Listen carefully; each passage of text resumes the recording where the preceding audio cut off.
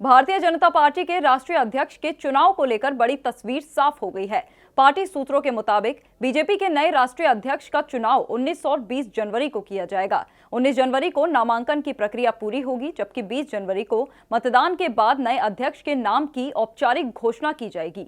लंबे समय से खाली चल रही इस अहम संगठनात्मक कुर्सी के लिए तैयारियां अंतिम चरण में पहुंच चुकी हैं।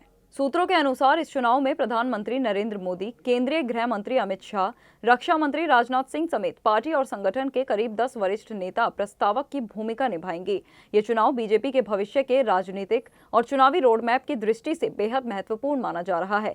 इसी बीच अध्यक्ष पद की रेस में नितिन नवीन का नाम सबसे आगे बताया जा रहा है। न्यूज एजेंसियों ने पार्टी सूत्रों के हवाले से जानकारी दी है कि फिलहाल नितिन नवीन की दावेदारी सबसे मजबूत मानी जा रही है। यदि उन्हें राष्ट्रीय अध्यक्ष चुना जाता है तो वो इस पद पर पहुंचने वाले सबसे युवा अध्यक्ष होंगे। उनका कार्यकाल जनवरी 2029 तक रहेगा। हालांकि 2029 में प्रस्तावित लोकसभा चुनाव के कारण इसे आगे बढ़ाए जाने की भी संभावना है। गौरतलब है कि 15 दिसंबर 2025 को नितिन नवीन को बीजेपी का कार्यकारी राष्ट्रीय अध्यक्ष नियुक्त किया गया था।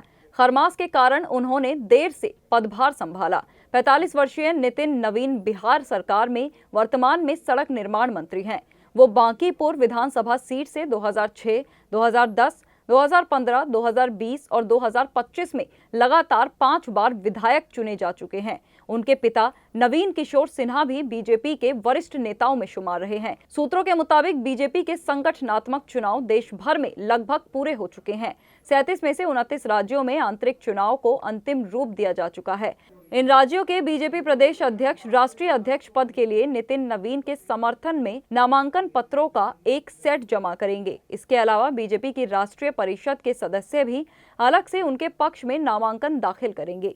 बीजेपी के संविधान के अनुसार राष्ट्रीय अध्यक्ष का चुनाव पार्टी की राष्ट्रीय और प्रदेश परिषद के सदस्यों से बने इलेक्टोरल कॉलेज द्वारा किया जाता है। अध्यक्ष पद के लिए उम्मीदवार का कम से कम 15 वर्षों से पार्टी का प्राथमिक सदस्य होना अनिवार्य है। साथ ही इलेक्टोरल कॉलेज के कम से कम 20 सदस्यों का प्रस्तावक होना जरूरी है। चुनाव प्रक्रिया के तहत पहले नामांकन दाखिल किया जाता है, इसके बाद मतदान होता है और दिल्ली में बैलेट बॉक्स की गिनती के बाद नए अध्यक्ष की घोषणा की जाती है। पार्टी नियमों के मुताबिक कोई भी पात्र सदस्य लगातार 2 कार्यकाल यानी अधिकतम 6 वर्षों तक राष्ट्रीय अध्यक्ष रह सकता है।